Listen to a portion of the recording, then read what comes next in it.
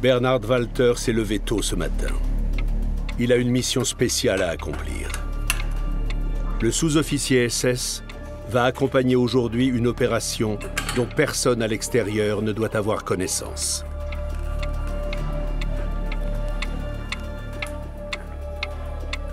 De son domicile situé à la périphérie d'Auschwitz, que les Allemands appellent Auschwitz, il n'a que quelques kilomètres à parcourir pour parvenir à destination. Cette journée de mai s'annonce belle et ensoleillée. Le crématoire 3 du complexe d'Auschwitz-Birkenau est déjà en service. Les prisonniers sont réveillés entre 4 et 5 heures du matin. Ils commencent le travail à 6 heures. Au petit déjeuner, ils n'ont droit en général qu'à un bouillon chaud. Dario Gabay, lui, est un peu mieux nourri. Il fait partie du Sonderkommando ou commando spécial. Nous étions mieux traités que les autres. Enfin, nous n'étions pas mal lotis. C'est pour ça que nous avons survécu si longtemps.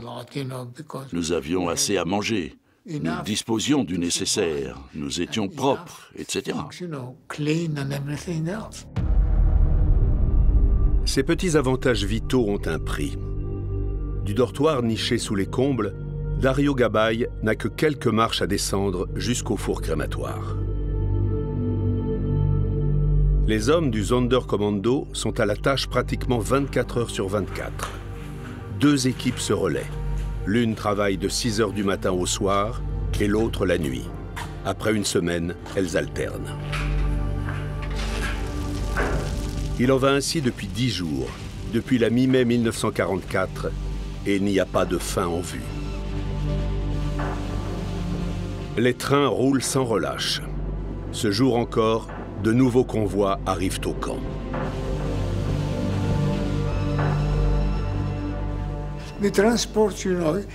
Vous savez, en voyant les convois qui transportaient les Hongrois, on ne pouvait pas y croire. Il en arrivait 5 000, 15 000 par jour. Un demi-million de personnes.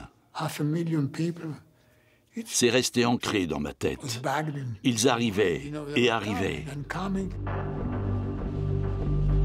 5 trains transportant environ 16 000 Juifs de Hongrie arrivent à Auschwitz le 26 mai 1944.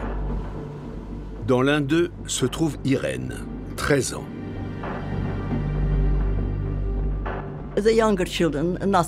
On n'a rien dit à mes jeunes frères et sœurs. Ils étaient assis par terre à côté de ma mère. Nous étions un peu plus loin. Nous étions tous conscients d'être prisonniers d'une situation désespérée, sans issue. Et ça nous terrifiait.